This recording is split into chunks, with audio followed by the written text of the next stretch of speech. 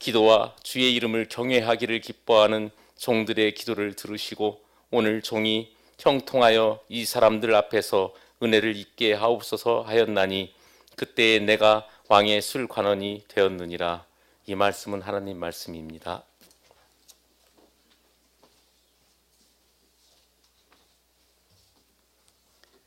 이 시간에 말씀을 전하여 주실 양문석 목사님을 소개해 드리겠습니다.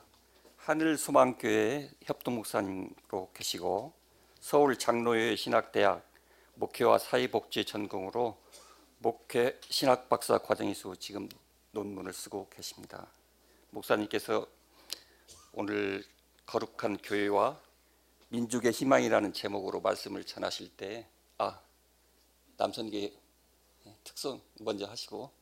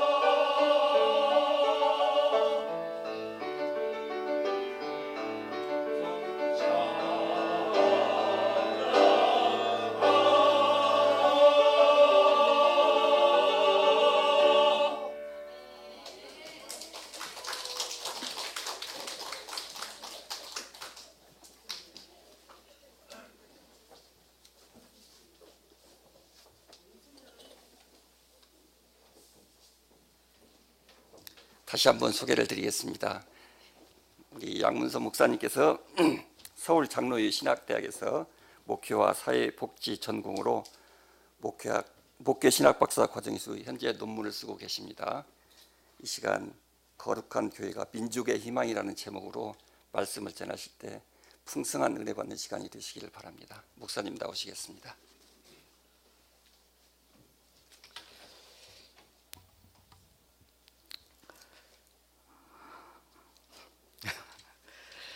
주의 이름으로 인사드리겠습니다.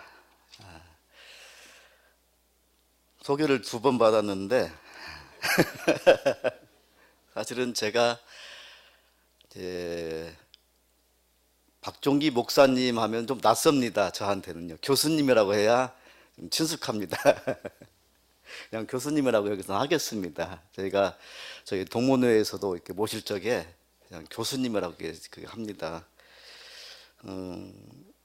제가 이제 신학을 하게 된 것은 제가 고등학교 때 그 당시에 주일학교 반사라고 했었습니다.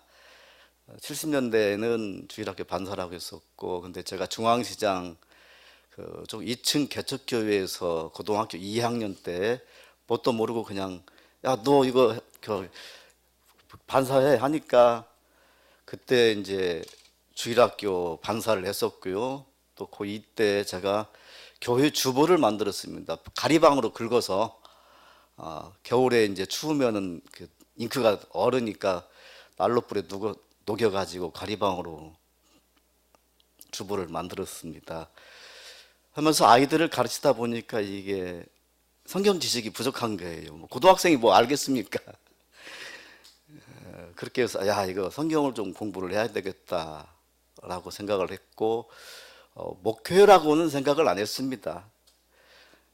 왜 그러냐면은 중앙시장 2층 상가 건물 그리고 베니다로 한쪽 막아가지고 목사님께서 사택으로 쓰셨어요. 그런 걸 보니까 야, 이거 고생하는 길이구나. 그런 생각도 좀 들었었고, 그러다가 이제 대학을 가서 공부를 하면서 이제 계속 청년노예 활동을 했었고요. 저는 그때 원래 고향은 이제 김제노이 쪽인데, 김제노이 성운교회인데 전주에 와서 감리교를 다녔습니다. 그러다 보니까 감리교 청년 활동을 하고 또 뭐 전국 대회, 전국연합회 뭐 부의장까지 하고, 그렇게 대학에서 공부하면서 연극을 많이 했었습니다. 대학 때도요.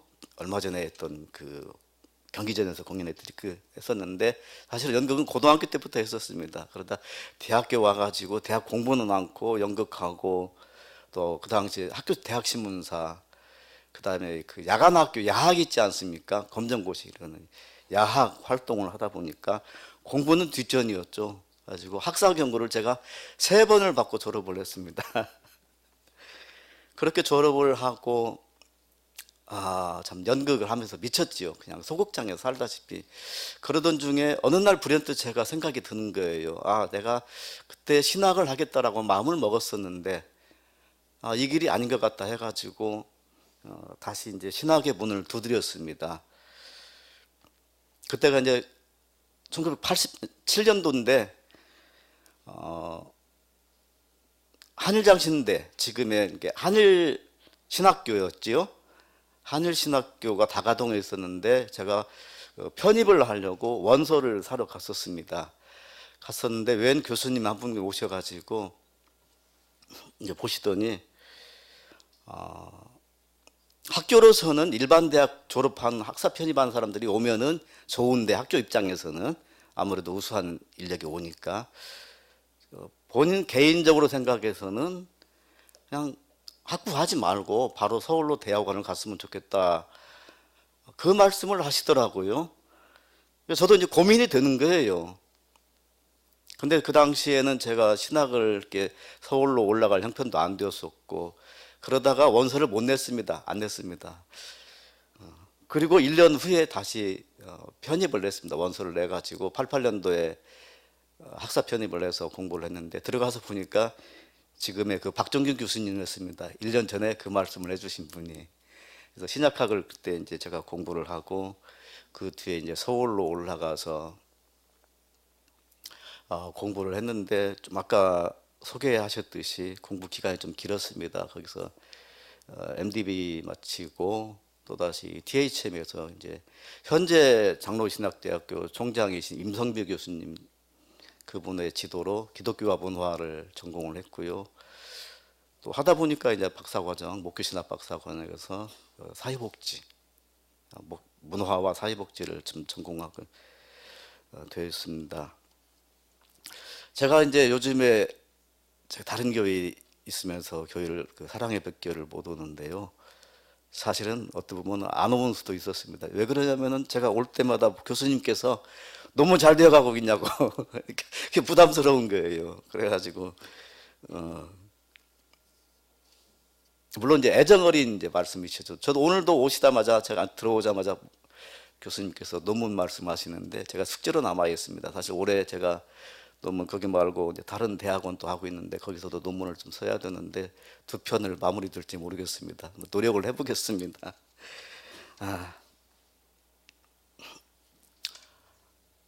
작년도 총회 주제가 거룩한 교회 다시 세상 속으로였습니다.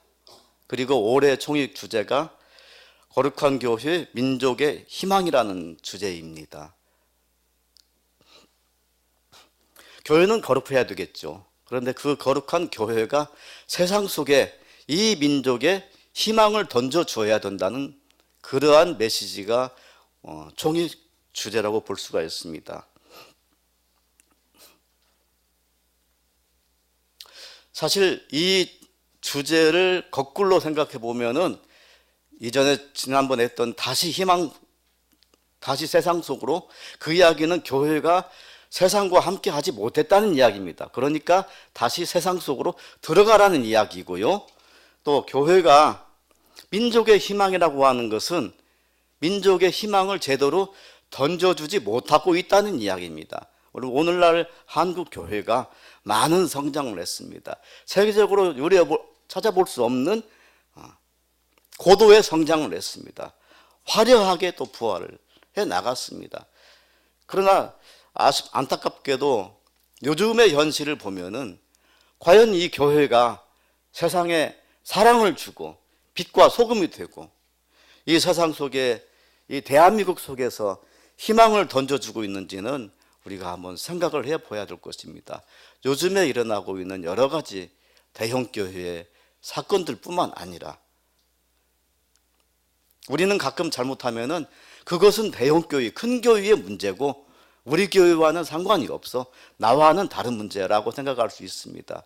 그러나 세상 사람들이 볼 때는 똑같습니다. 그냥 교회에 다니는 사람들, 예수쟁이라고 생각을 하고 있습니다.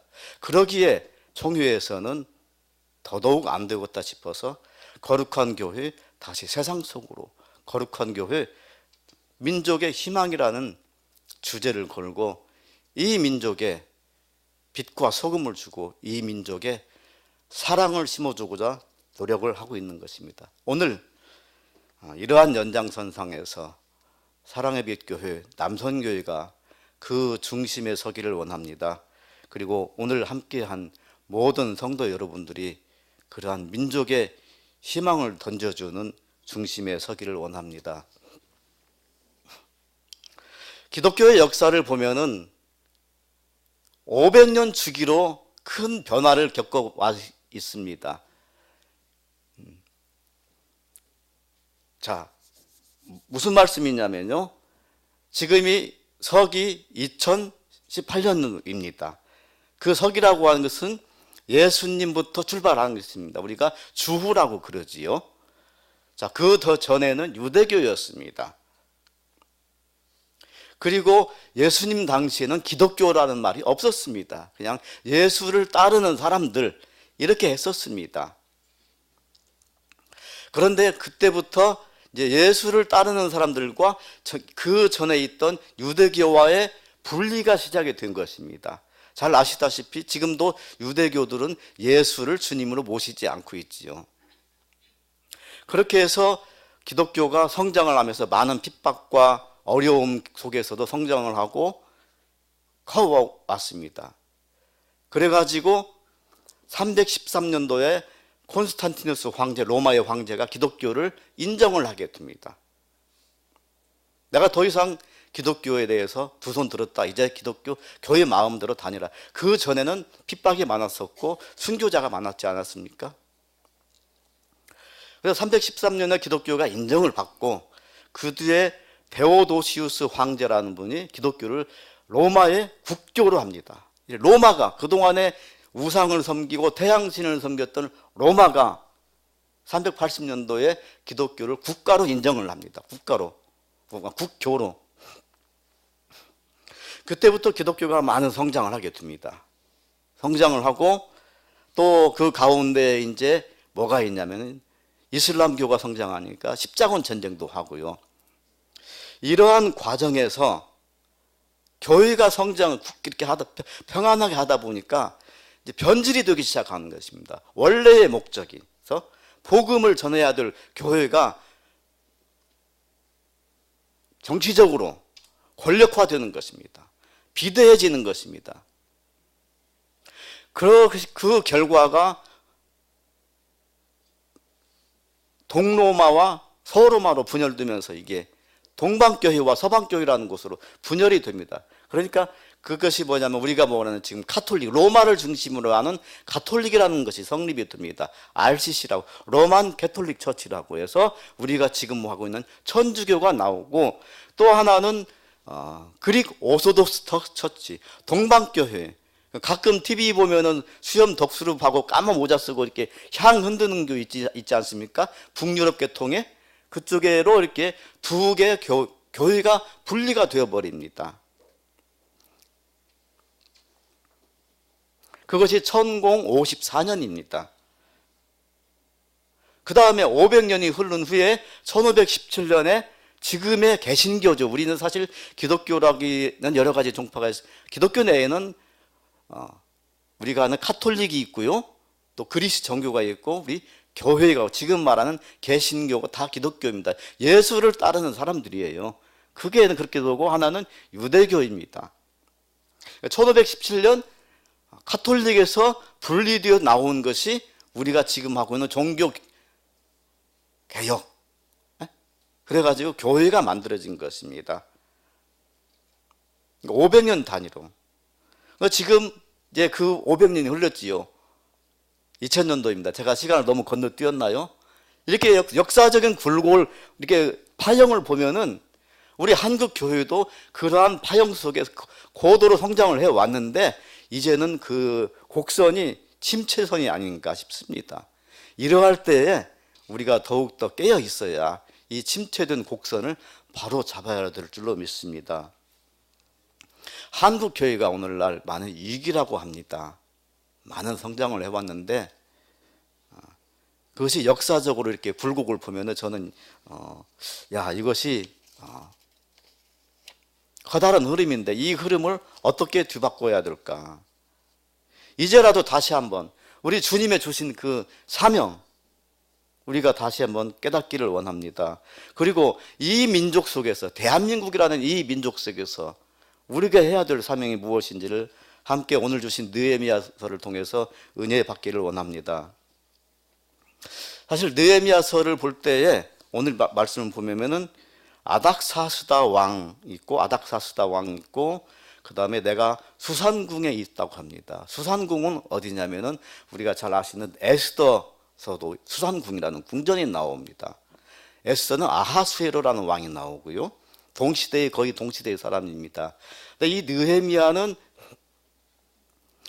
아시다시피 포로로 끌려간 사람입니다. 그러니까 이스라엘이 바벨로니아의 느부갓네살에 의해서 멸망을 당하고 70년 동안 포로로 끌려갑니다.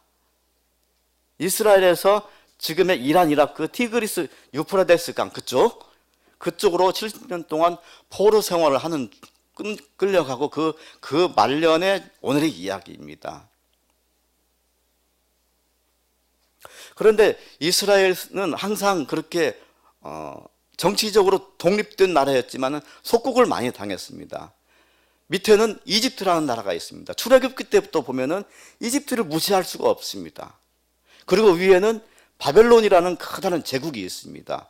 그래서 밑에 이집트가 올라가려면, 북진 정책을 쓰려면은 그 길이 어디냐면은 이스라엘을 통과하는 길입니다.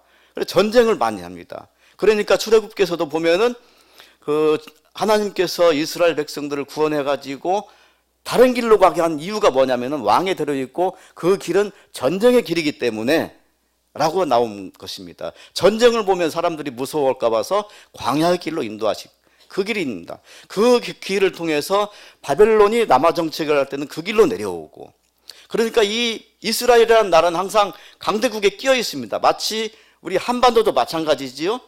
일본에 중국으로 올라가려고 할 때, 중국이 소련이 내려오려고 할 때, 그래서 청일전쟁, 러일전쟁이 어디에서 일어났습니까? 조선에서 일어났습니다. 청일전쟁, 러일전쟁 조선에서 일어났습니다. 그 다음에 지금도 마찬가지지 않습니까? 자, 김정은과 누구죠? 우리나라 대통령 문재인이 이제 만날 때 서로 마음 놓고 만날 수 있습니까? 미국의 눈치를 봐야 되죠. 중국의 눈치를 봐야 되죠. 이스라엘도 마찬가지였습니다. 이스라엘이라는 나라나 우리나라나 그러한 그 정치적으로나 지정학적으로 볼 때 처한 위치가 비슷합니다. 여기에서 현명하게 외교 정책을 줄다리기를 잘해야 살아남을 수가 있는 것입니다. 줄다리기를 잘하면 망합니다. 이스라엘이 그래서 망했습니다. 예레미야는 바벨론에게 항복을 하라고 했습니다. 그런데 자존심 있지 않습니까? 어떻게 항복을 하느냐 해가지고 이집트한테 기댔습니다. 근데 그 당시에 이집트는 멸망하는 나라였습니다. 그러니까 예레미야가 항복을 하라니까 이게 미운 것이죠. 그래서 예레미야를 그렇게 구박을 한 것입니다. 우리나라도 그렇지 않습니까? 고려가 멸망한 이유, 조선이 이성계가 올라온 것이 그 당시에 원나라가, 명나라가 기울어갖고 청나라가 다시 등장을 하는 이 국제 주변 정세를 제대로 못 읽었기 때문에 조선이 탄생할 수 있었던 것입니다. 고려가 멸망했던 이유가 그런 거였습니다. 이스라엘도 마찬가지였습니다. 이렇게 멸망한 이스라엘이 70년 동안 바벨론으로 가서 포로 생활을 합니다. 그리고 그 포로 생활 후에 이제 바벨론의 느부갓네살은 식민지 정책을 할 때 억압 정치를 했습니다. 마치 일제가 우리나라를 처음에 무단 정치했듯이, 장씨 개명하고 무단 정치했듯이, 그리고 사람들을 자꾸 이렇게 북간도로 이주시키고 이렇게 강제 노역을 시켰듯이 느부갓네살도 그런 정책을 썼습니다. 그러나 그 느부갓네살이 멸망을 했는데 페르시아의 고레스 왕이라고, 그 왕한테 멸망을 합니다. 고레스 왕은 나중에 나의 택한 그릇으로 나옵니다. 그런데 이 페르시아의 정책은 유화 정책을 합니다. 식민지에 포로로 끌려왔던 사람들을 전부 다 풀어줍니다. 그리고 자기 나라에 돌아가서 살라고 합니다. 더 나아가서 자기들이 섬기고 있던 신들에게 예배를 드려도 좋다라고 합니다. 이러한 연장선상에서 이스라엘도 포로로 돌아올, 그 70년 생활을 마무리 짓고 포로로 돌아올 수가 있었던 것입니다. 사람이 한 것입니다. 그러나 그 사람이 한 것을 속에서 보면은 하나님께서 역사하시는 것을 볼 수가 있습니다. 나의 택한 그릇이라고 했습니다. 고레스를 통해 가지고. 자, 이렇게 이스라엘은 포로생 역사적으로 그렇게 되어 있고, 또 그런 주변 강대국을 우리가 알지 못하면 이스라엘의 구약을 이해하기가 힘듭니다. 출애굽기를 통해서는 이집트라는 것을 이해를 해야 되고요. 그 다음에 바벨론 이야기, 그리고 오늘 본 페르시아 이야기. 페르시아는 고레스 왕 때는 아수에르, 그 다음에 에스더, 이런 사람들이 같이 들어가 있습니다. 그리고 이제 그 이스라엘이 나중에 알렉산더 대왕, 헬라 제국에 의해서 페르시아도 멸망을 합니다. 그리고 헬라 제국 그 뒤에 로마가 나오지요. 로마는 신약의 주 무대입니다.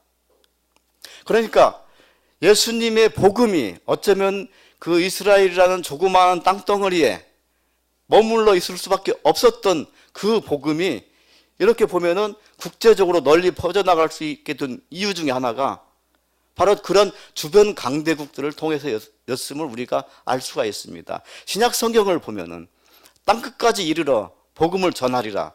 그것이 어디냐면은 로마가 닦아놓은 길을 통해서 복음이 전해졌습니다. 로마가 정치적으로 이스라엘을 정복을 했습니다. 그러나 결국에는 그 로마도 종교적으로 볼 때 이스라엘에 점령을 당한 것입니다. 복음으로 점령을 당한 것입니다. 모든 길은 로마로라고 해서 로마가 길을 뻗어놨습니다.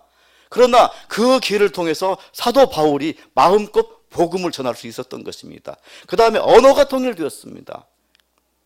헬라어, 언어가 통일되었습니다.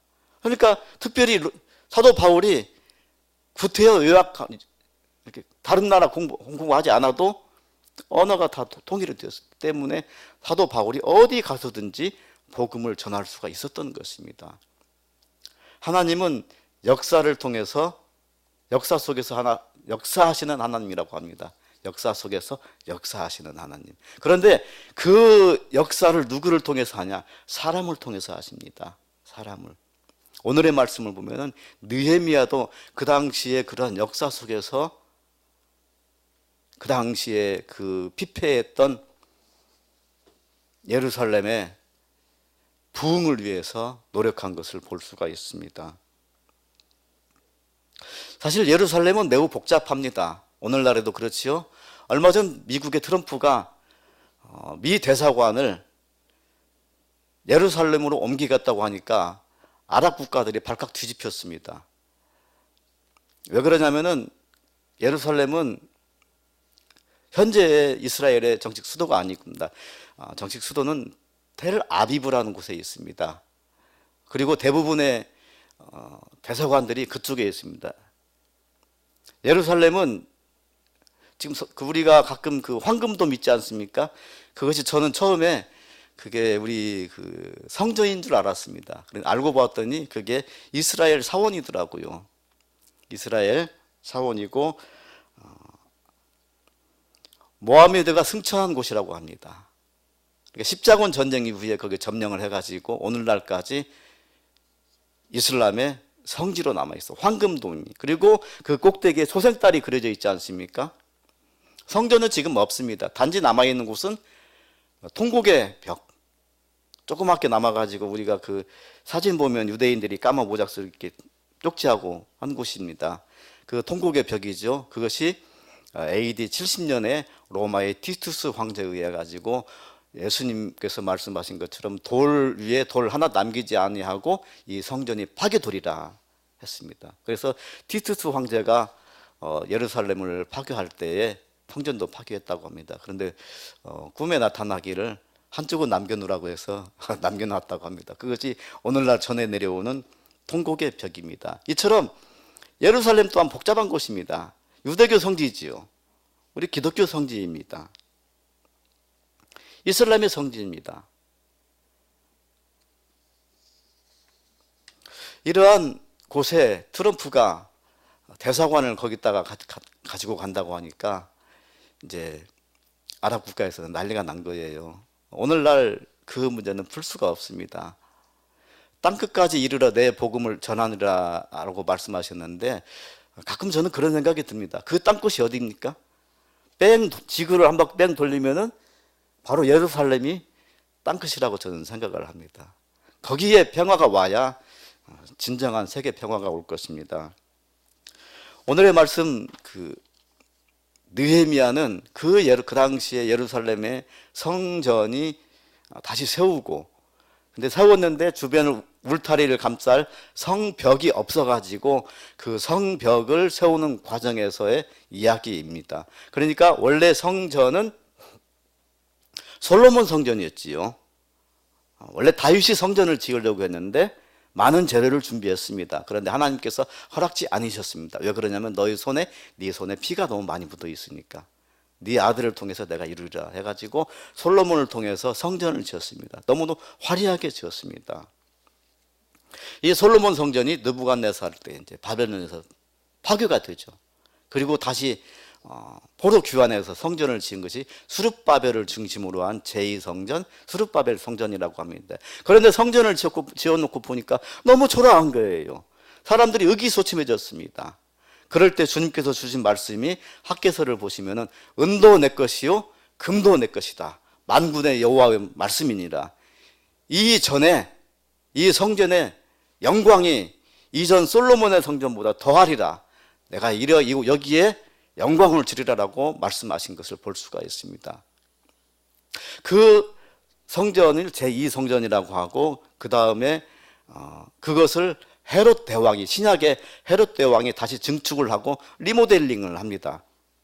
그런데 사실은 헤롯 대왕은 유대인이 아니었습니다. 이두메라는 이방 사람이었는데 유대인의 환심을 사려고 성전을 다시 리모델링하고 화려하게 건축을 했는데 예수님께서 뭐라고 말씀하셨습니까? 이 성전이 돌 위에 돌 하나 남기지 아니하리라. 그래서 성전이 파괴된 것입니다. 자, 이렇게 성전을 살펴보고 이제 오늘 말씀은 성벽입니다. 성벽을 왜 지어야 되냐면은 보호해야 할 울타리를 만드는 것입니다. 신앙을 보호하는 것입니다.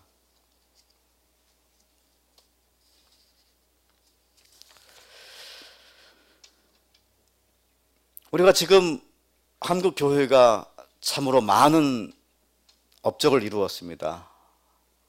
그런데 한편으로 보면은 그것을 보호해야 할 울타리가 없어지는 것입니다. 본질적인 것을 잃어버리고 외형에만 치중하면서 살아가고 있지는 않은가 반성을 해봐야 될 것입니다.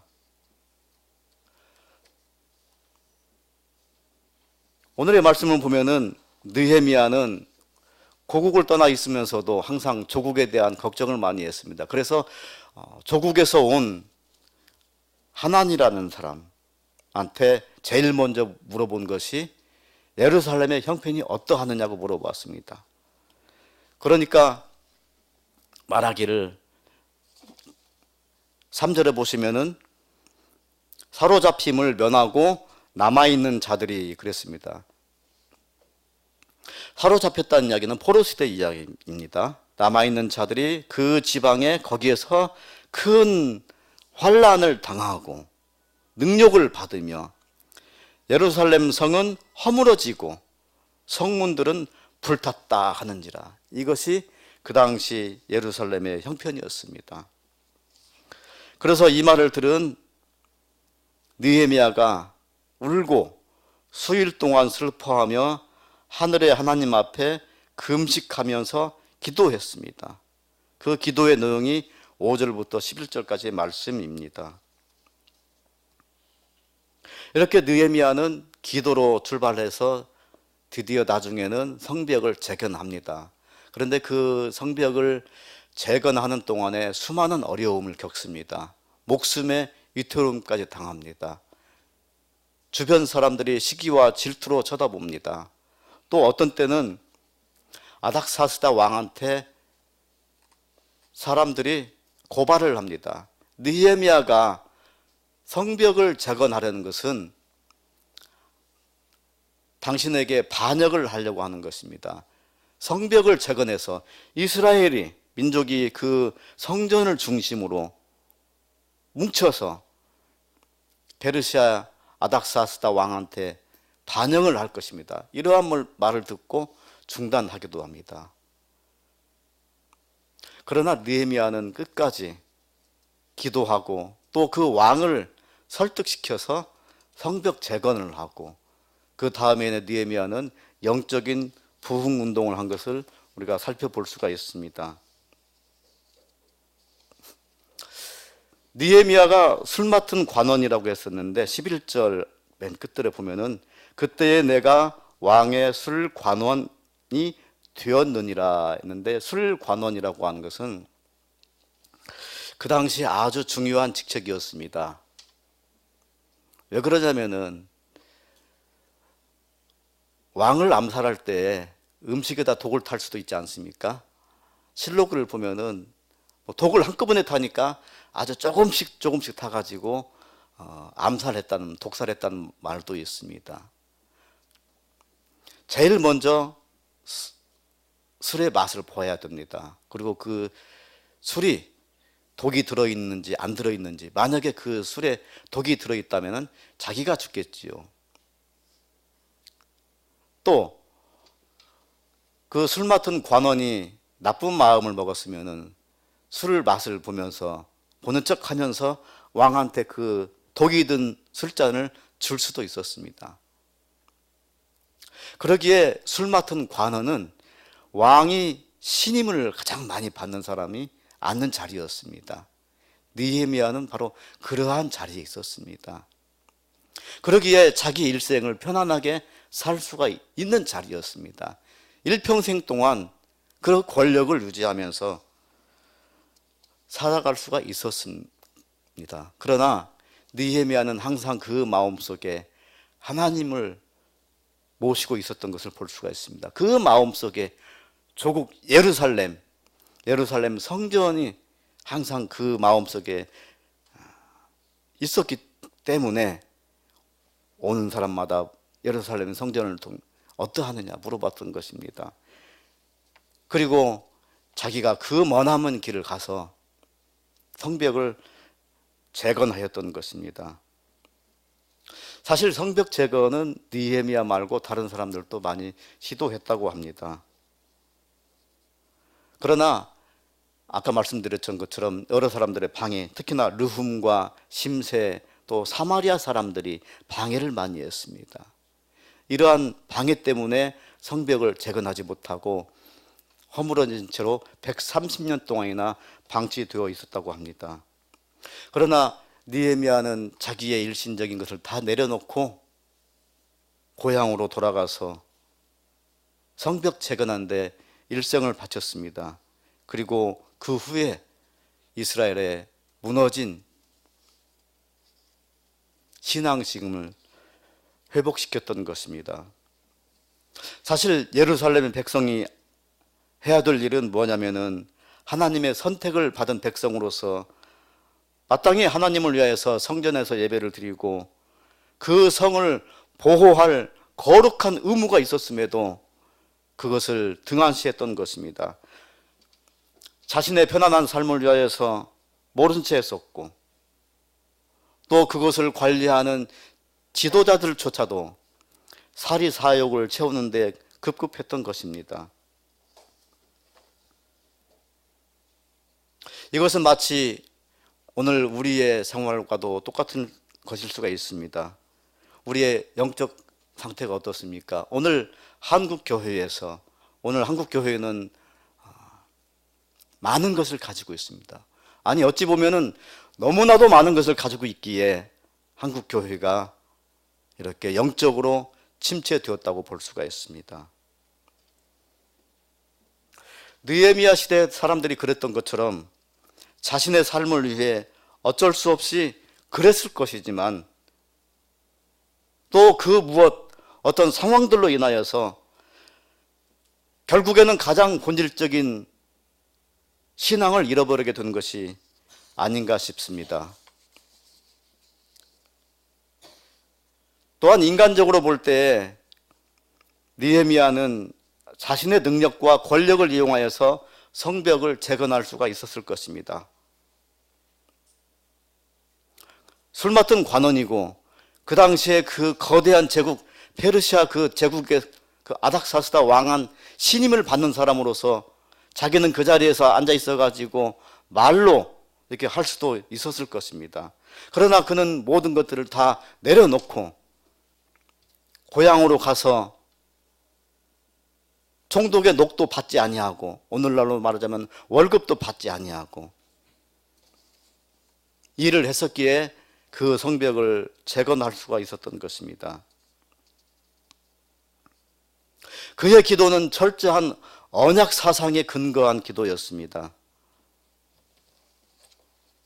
5절에 보시면은 하늘의 하나님 여호와 크고 두려우신 하나님이여 주를 사랑하고 주의 계명을 지키는 자에게 언약을 지키시며 긍휼을 베푸시는 주여 간구하나이다 그랬습니다. 언약, 아브라함과 맺은 횃불 언약, 다윗과 맺은 언약, 그러한 언약을 환기시켰던 것입니다. 오늘 하나님께서 이제 사랑의 백교회를 통해서 언약을 맺으셨습니다. 우리가 그러한 언약을 다시 한번 되새기면서 이 민족을 위해서 영적으로 다시 한번 일어서는 기회가 되기를 원합니다. 느헤미야를 통해서 유대 민족의 신앙을 부흥시킨 하나님께서 오늘 헌신 예배를 드리는 남선교회 회원 모든 분들과 또한 이 자리에 하나님께 신령과 진정으로 예배드리는 모든 성도 여러분들의 마음속에 느헤미야처럼 언약의 하나님, 신실하신 하나님을 사모하면서 각자 자신에게 주어진 사명, 가정을 위해서, 직장을 위해서, 이 교회를 위해서, 더 나아가서 이 나라, 우리 주님의 몸된 교회, 이 복음을 위해서 헌신하시는 여러분들이 되기를 주의 이름으로 축원합니다. 거룩하신 아버지 하나님, 사랑의 교회가 부흥되면 물론 가정과 기업이 부흥되면서 그 가운데에서 하나님의 언약을 체험할 수 있는 기회를 주심을 감사드립니다. 아버지 하나님, 느헤미야를 통해서 들려주시는 그 말씀, 저희가 다시 한번 깨닫고 저희의 모든 것들을 다 내려놓고 오직 주님께 의지하고 주님과 맺으신 그 언약을 저희가 기억하면서 살기를 원합니다. 그 옛날 옛적 주의 종 모세에게 약속하신 언약을 떠올리고 그 언약을 변치 아니하시는 신실하신 하나님께 저희가 믿고 의지하는 가운데에 이 교회를 통해서, 남선교회를 통해서 하나님의 복음이 널리 전하기를 주의 이름으로 간절히 기원하옵나이다. 아버지 하나님, 또한 어려움을 당한 가정 위에 주께서 위로를 내려주시고 일어설 수 있는 힘을 주시옵기를 원하오며 예수님의 이름으로 기도드리옵나이다.